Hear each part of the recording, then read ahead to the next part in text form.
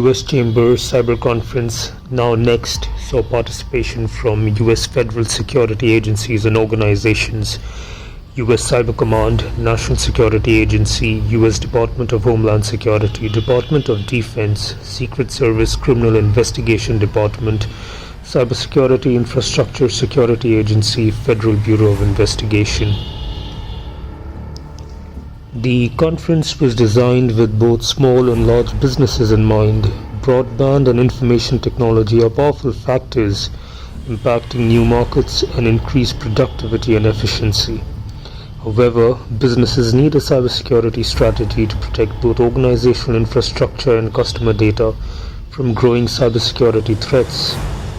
The event taught businesses to mitigate cybersecurity risks, to identify and prepare for potential threats. It also provided a primer on cybersecurity's economic impact and how it can affect a state's infrastructure. Speakers for Collective Cyber Defense saw General Keith Alexander, founder and co-CEO IronNet, former commander US Army Cyber Command and former director National Security Agency, Lieutenant General Bruce Crawford, US Army retired, Senior Vice President Strategic Development, Critical Mission Solutions, Jacobs, and former Chief Information Officer, US Army, Christopher D. Roboty, Senior Vice President for Cyber Intelligence and Supply Chain Security Policy, US Chamber of Commerce, as moderator. Cybercrime as a Service and Ransomware saw Raj Samani, fellow Chief Scientist McAfee, Megan Stifel, Executive Director America's Global Cyber Alliance, Harry W., Technical Director for Incident Management, National Cybersecurity Center. Speakers for Small Business Cybersecurity saw Kirsten Todd, Managing Director, Cyber Readiness Institute, Karen Painter Randall, Attorney, Cyber Law Task Force, University of South Carolina. Cyber Ecosystem Central Savannah River Area CSRA saw Sandra J. Jordan, PhD, Chancellor, University of South Carolina, Aiken, Will Williams, President and CEO, Aiken Economic Development Partnership, Tom Scott, Executive Director, Cyber SC, as moderator. The galaxy of speakers also included Kim Christ, Director, Technology and Cybersecurity Initiatives, South Carolina Council on Competitiveness, Scott Cooper, Chairman, Edgefield County Council, Chris Heron, Territory Manager, South Carolina Checkpoint Software Technologies, Nitin Natarajan, Deputy Director, Cybersecurity and Infrastructure Security Agency, CESA, Department of Homeland Security, Shannon Vavra, Reporter, Cyber Scoop. In the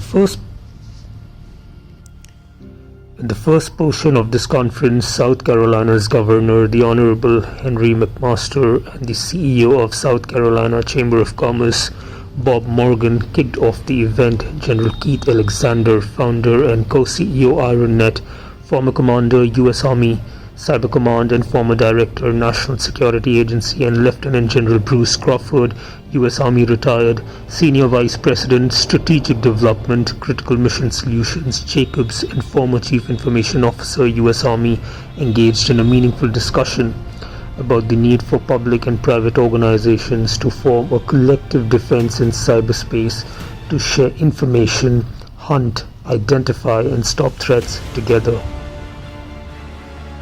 The following panel discussed cybercrime as a service and ransomware, which was moderated by Shannon Vavra, reporter at Cyberscoop, and included a group of expert government and industry speakers, which included Nitin Natarajan, Deputy Director, Cybersecurity and Infrastructure Security Agency, CESA, Department of Homeland Security, Raj Samani, Fellow Chief Scientist McAfee, Megan Stifel, Executive Director, America's Global Cyber Alliance, and Harry W., Technical Director for Incident Management, National Cybersecurity Center, Chris Harron, Territory Manager, South Carolina Checkpoint Software Technologies, introduced the final panel, which focused on the cyber ecosystem in the Central Savannah River area and included Kim Christ, Director Technology and Cybersecurity Initiatives, South Carolina Council on Competitiveness; Scoot Cooper, Chairman, Edgefield County Council; Dr. Sandra J. Jordan, Chancellor, University of South Carolina; Aiken;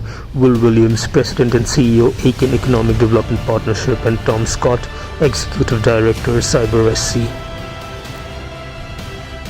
The program featured keynote remarks from Kirsten Todd, Managing Director, Cyber Readiness Institute, who was in conversation with Karen Painter Randall, Attorney, Cyber Law Task Force, University of South Carolina, to discuss small business cybersecurity, as well as the Honorable Tom Young Jr., State Senator of South Carolina, who provided remarks on proposed cyber economic legislation. Secretary of Homeland Security Ali Mayorkas discussed why ransomware is one of his top priorities and the focus for his first sprint, saying the threat is real. The threat is upon us. The risk is to all of us. Small businesses, who comprise the backbone of the American economy, must be able to defend themselves to the fullest extent possible. And it is not a matter of eliminating ransomware, it's a matter of, quite frankly, defending against the attackers. Secretary Mayorkas pointed to the Cybersecurity and Infrastructure Security Agency's Ransomware Guide as a resource for businesses to improve their cyber risk management. The second part of the program focused on the business resilience and included a panel of U.S. government and industry experts, which included Pete Marta, a partner with Hogan Lovells; Eric Goldstein, Executive Assistant Director, Cybersecurity Division, CESA; David M. Smith, Special Agent in Charge, Criminal Investigation Division, Secret Service; and Lisa Wallace, Area Vice President, U.S. Public Sector, Security Sales Program, Splunk. There was a high-scoring audience Q&A towards the end, which saw questions like, what are the best tools available right now to detect and prevent ransomware attacks? The free resources were listed. What does OFAC's ransomware advisory mean for U.S. companies? And on October the 1st, 2020, the U.S. Treasury Department's Office of Foreign Assets Control published an advisory that reiterates the prohibition against U.S. businesses and persons conducting businesses for paying funds to any person on the specially designated nationals and blocked persons list. Organizations developed their incident response plan should also consult counsel to review their legal and regulatory obligations, including OFACs. The results of the live poll saw 93% of the respondents considering ransomware an existential threat to their businesses. 88% of respondents do not think their organization will pay a ransomware in demand, and 98% of respondents will report a ransomware incident to law enforcement, and 71% know which agency they will report to. The U.S. Cyberspace Solarium Commission by the U.S. Chamber of Commerce saw accomplishments and the next steps for the U.S. cyber policy. Also, the establishment in the year 2019 of the National Defense Authorization Act. The Commission worked to develop strategic approaches to defend the U.S. in cyberspace. The National Defense Authorization Act of 2021 reauthorized the Commission and enacted 25 of its recommendations, including the installment of a National Cyber Director, the establishment of Joint Cyber Planning Office within the Department of Homeland Security, the creation of biannual national cyber exercises. The Commission disbanded in December 2021, having achieved many of its objectives to defend U.S. cyber interests, but leaving a great deal of work to be done.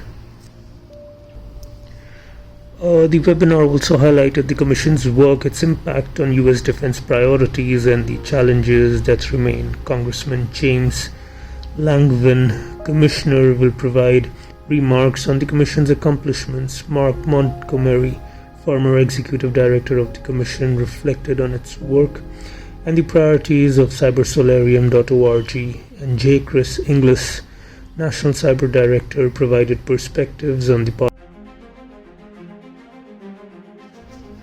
US Chamber Cyber Essentials Conference, now next, or Galaxy of Speakers.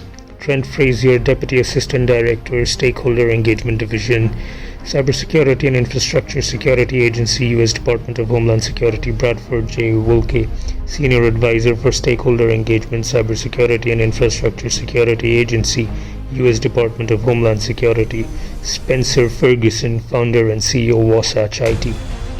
Businesses need a cybersecurity strategy to protect both organizational infrastructure and customer data from growing cybersecurity threats, and business leaders play a critical role in ensuring that their businesses remain secure. The program was intended to provide business leaders with insights into how leveraging CESA's pillars of cyber essentials will provide a starting point to greater resilience through building an organizational culture of cyber readiness. The program also brought together key leaders from CESA to discuss the pillars and engage directly with the private sector. In the first portion of the event, Trent Frazier, CESA's Deputy Assistant Director and Stakeholder Engagement Division, and Bradford Wilke, CESA's Senior Advisor for Stakeholder Engagement, gave an overview and discussed the 6 pillars of cyber essentials: yourself, your staff, your systems, your surroundings, your data, your crisis response. The second portion of the program saw small business owner Spencer Ferguson of Wasatch IT, who was also speaker at Protecting Your Businesses from Cyber Threats, to share personal strategies when dealing with ransomware and best practices. The live poll results included a number of key findings and questions. The first being, what's your breaking point when it comes to know how a ransomware attack would affect your organization? 16% responded, we don't have one because we are confident we can prevent, respond, contain and or recover without paying and without much of a blimp in operations. 25% responded, it might come down to how much we would have to pay, but we know what security and resilience information we will use to make those decisions during an attack. 54% responded, we can't or won't pay, and we also don't know how bad things might get, but we have a recovery and a restoration plan. 5% responded, we'll probably pay if it's not outrageous, because we know it would be bad or highly impactful or disruptive, not an easy recovery. Second question being, does your organization maintain comprehensive data backups that are regularly tested? Does your organization maintain backup copies offline? 64% responded, yes, we maintain comprehensive data backups that are regularly tested. 54% responded, yes, we maintain backup copies offline. 5% responded, no, we do not maintain comprehensive data backups that are regularly tested. 5% also responded, no, we do not maintain backup copies offline. Third question being, does business impact analysis factor into how your organization patches security vulnerabilities or how your organization implements automatic updates? 59% responded, yes, business's impact analysis factors into how many organization patches security vulnerabilities. 39% responded, yes, business impact analysis factors into how many organization implements automatic updates. 20% responded, no, business impact analysis does not factor into how many organizational patches security vulnerabilities. 27% responded, no, business impact analysis does not factor into how many organizations implement automatic updates.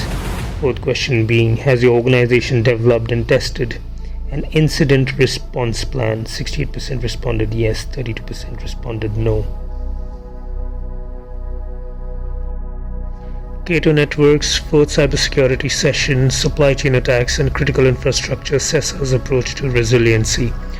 So critical infrastructure and supply chain attacks, CESA's Mission and Cybersecurity Advisory Program, scoping cybersecurity assessments from strategic to technical, Department of Homeland Security's Misconceptions versus Reality for Securing Infrastructures. joined by Ron Ford, cybersecurity advisor at the Cybersecurity Infrastructure Security Agency and Department of Homeland Security, and Ite Meyer, Senior Director, Security Strategy at Cato Networks, as they discussed the topics we just mentioned in the supply chain attacks and critical infrastructure, resiliency, class, and CESA's approach. Masterclass indeed. The White House recently released an executive order on improving the nation's cybersecurity. The order describes the various agencies and infrastructures deemed critical for the nation. The interesting part was that the critical infrastructure does not refer only to power plants, water facilities, and military systems. It also refers to many digital systems on which nations rely on.